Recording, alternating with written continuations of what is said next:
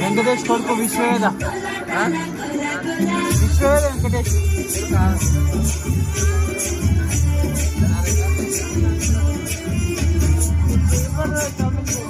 రవి వాళ్ళ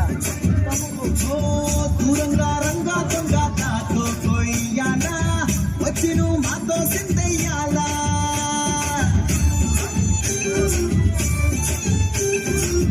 మందిరం కట్టిందయ్యా భూమి నీకి వేళ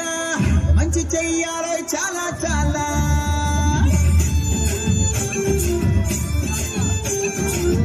ఎవడో ఏలా